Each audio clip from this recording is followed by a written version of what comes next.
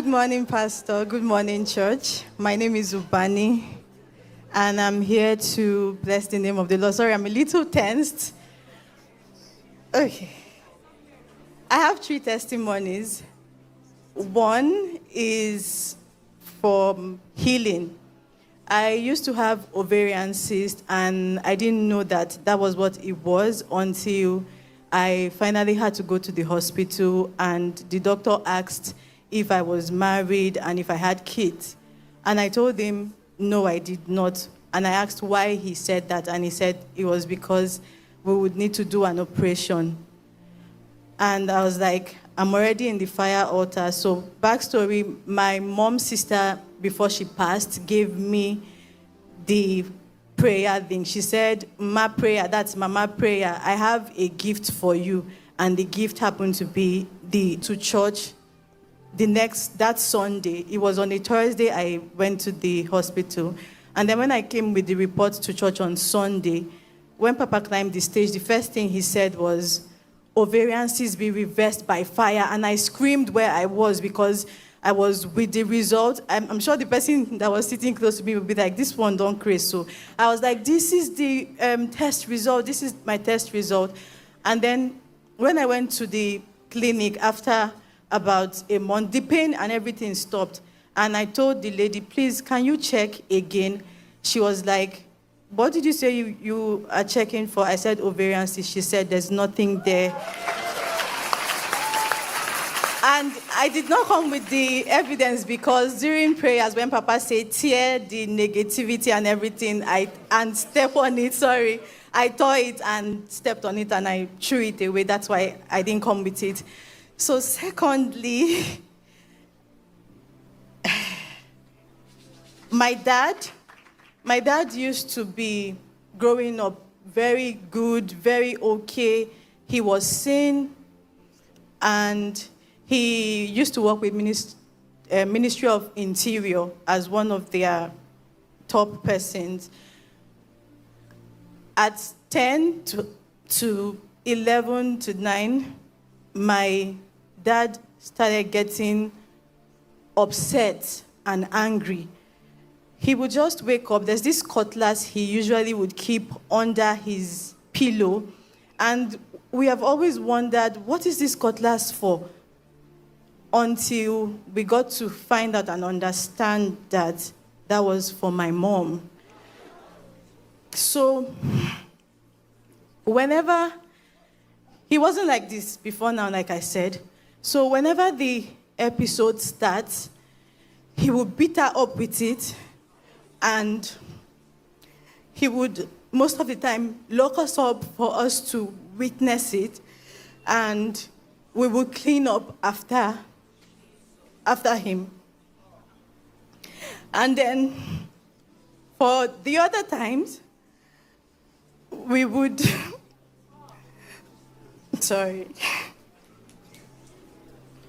For the other time, he would throw us out with her, taking her ATM card, every means that we're supposed to use to get help, and he would leave us on the street and leave with her almost dead.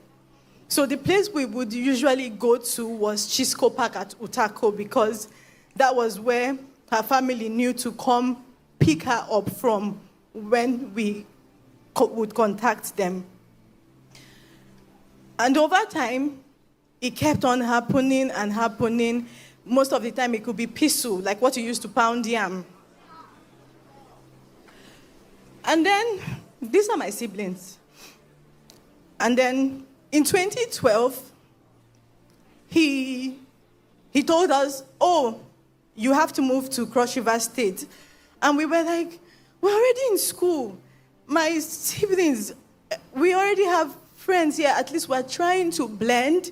For someone like me, I couldn't blend. I was just the odd one all the time, and they didn't know that this was what was happening, and that was why I was like that. So, he forcefully took us to Cross River State with my mom, and then we got signed up in a school, St. Brendan, Cross River State. If you are from there, you would know. And then we went there, and one of those days, we were in school, and we heard kids, children shouting. And we were like, what's going on? Is something fun happening outside? So we went outside and they were like, oh, your dad is here. I'm like, my dad can't come to school because they used to see us like, oh, the rich kids. But they did not know that I was wishing to be like those that did not have and had peace. So we came outside to see what was happening, the fun thing that was happening, and it was a woman in a pool of blood, drenching, and this man screaming, and guess who it was? My dad and my mom. So he said it was just one of those episodes because the reason why she was in that state was because he gave my sibling the document to the house, and then he was like, you want to steal from me. You took the document. And my mom said, but you gave it to your son. And he was like, no, that she's the thief, that she took it. And that was why she was, thank you, in that state. So he brought her to school to confirm that indeed she was the thief and she took the document. Meanwhile, the document he actually gave it to my sibling, and my sibling confirmed that the document was with him. And after that, he said, you people can't go to this school anymore. You have to come back and sit in the house. And it was the time where I was supposed to write my WAEC, and we're like, please, the people in the school, the head, were saying, okay, let the siblings go. We're 7, and the elders, 6 boys and just me. So they were like, let the boys go. The girl can just write her WAEC and then come back to you. And it's like, they are my property, they are my own, and I would do what I want with them. And they were like, okay, no problem, you can take your children. And he took us back home. And then when we went there, he would go out and lock us up with a padlock because he did not want us to possibly run away. But one of those days, he went out with my mom, thinking she was going to run. But my sibling said, sister, we have to do something. You have to go and complete to write your WAEC because I'd already missed 2 papers. And then when I wrapped myself up like a fugitive trying to run, but I was running from my dad, I went back to write my WAEC. Just to that same day I left in the evening, he was running into the school with his singlet and his boxers, and we were like, why are you here? The principal asked, what happened? He said, Daddy came back and got to find out that something fishy had happened, and he told me to leave. So he wanted to use the machete on him, but he already had nails. The previous day, he stepped on nails and he could barely run. So he told him, the way you are running, don't come back anymore. And he told my mom to live with her evil children and not come back. And he came back to Abuja. So coming back to Abuja, my mom had to struggle to cater for my siblings and I with a job that wasn't paying, and I had to grow up by force to start doing things to support my mom and my other siblings. We could barely feed, and we were at the mercy of people. And among the 7 of us, just I and my brother went to school and completed because we couldn't pay fees for the rest of my other siblings. And then, after 7 years, I said, you know what, I'm just going to go and confront my dad. And then my mom was like, well, you hate him. Why are you the one going? I said, I used to be his favorite, so let me just go. And I borrowed money and went to Abuja to meet him. But when I saw him, he wasn't looking like himself. He was already like somebody that was dying or so, and I had to come back because of the strike was over. But he was asking for forgiveness, that he wanted to make peace with my mom and my siblings. I should bring them over to Cross River State. And I'm like, for my siblings, I would try to do that, but for my mom, I don't think she would want to come with us. But I would try. And then that next year, that should be like 2017, when we were supposed to go meet him with my siblings, my auntie called to say, your dad is dead. And I'm like, which dad? She said, how many dads do you have? Your dad. That was another devastating news again. And everything that he had was collected from us by his people. So it was another form of struggle. And then I'd finished school and went for service. But before going for service, I had already started the process of collecting his death benefit and all.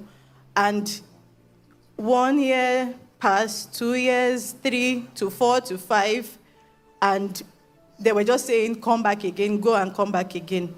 And we were like, let's leave this thing. We already started living, so we can just do without these things. But because we were living at the mercy of people, and the work I was doing at the time was 80,000 naira. And when I get that salary, I would have to take all back and give to mommy to try to assist with my siblings. I was stranded before month end where I would get another pay. And I'm like, okay, when you're tired of the weight, that's what the Bible says, you would shake it, you would stand up. And I stood up and said, I'm going to be intentional because I can't keep living like this. And then the word started to come. My mom had to come all the way from Cross River State like 2 months back because of this. This is after 7 years. And we went to the place, and they told us we had to go to court again. We said we had gone to court. This is the paper. But they said, oh, no, that we still have to go. Court said it was going to take 3 months. You have to bring money to them and all of that. And we were like, we are here because we don't even have the money. And you're saying we have to bring this. But the word came on the altar, and Pastor Jerry said he has finished the work and he has cut it short in righteousness. So my mom went to that place, and among all of the files and everything that was there and people waiting, they said, madam, we're so sorry for keeping you waiting. And they signed the form for her. And because of her, there was a man that was there, and he said he had been coming. Because of her, they said, oh, now you come with this person. They signed his own too. And then we had to go, and they said it was going to take another extra 3 months to get the payment, but the word kept coming. He has finished the work. He has cut it short in righteousness, and the payment came. And we were so excited because finally, the previous time we were struggling and we almost got kicked out from house, and I had to sort for help here. And I was like, how am I going to pay August rent? But this payment came. Everybody, that word that says people would rejoice with you, they would laugh with you. They were even more excited than I was because there's no overtime. We had suffered so much, and we thought that was it. Now the big one. So, a month ago, before my mom left, a word of knowledge, Papa brought it up, a word of knowledge came that said, somebody will call you and confess. And yes, somebody will call you to confess. Once the person confesses, forgive them. And we laughed about it. My mom and I told my mom, we know we hear plenty things on NSPPD. I wonder what this one don't do now where they say, may they forgive him. And we laughed about it, not knowing that it was for us.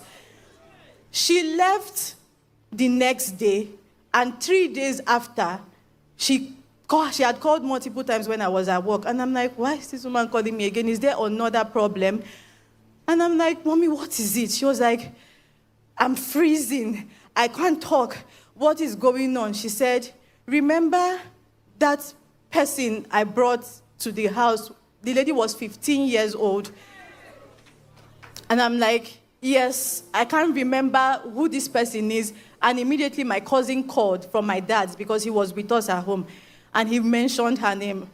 And I'm like, yes, I know the person. So he was like, that's the person Mommy is talking about. I ended the call and called my mom back. And this person was saying, I'm dying. I did die, oh. I beg forgive me for what I do.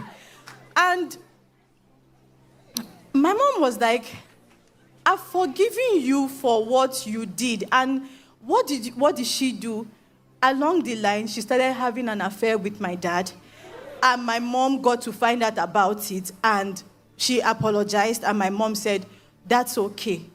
And this is like 20 years. 20 years after. My mom said she did not know where she got her number from, who she got the number from. And then she was like, I've forgiven you. But she said, no, please forgive me. My mom said, what am I forgiving you for? And she opened up to say, everything that happened over all of these years, she did it. All my dad's behavior, the pain, the rejection, she went diabolic. She did it. And that was the word of knowledge that Papa said somebody was going to call you. Hey! And it was exactly the 3 days Papa spoke about that she called.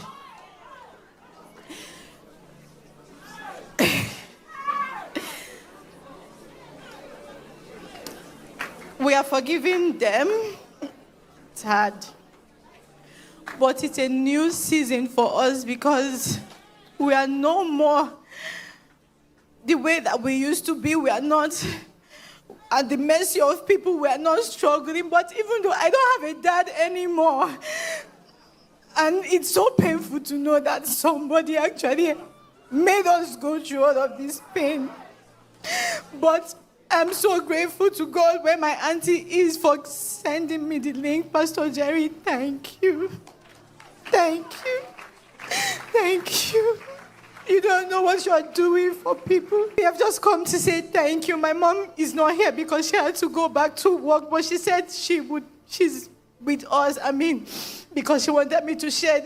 On Thursday, I was going to send a video link because I didn't think I had the courage to come say all of this, but Pastor said that testimony that you are holding, you would have to say it. And I come to say thank you to God and to tell the devil you are a liar and you fail. What God cannot do,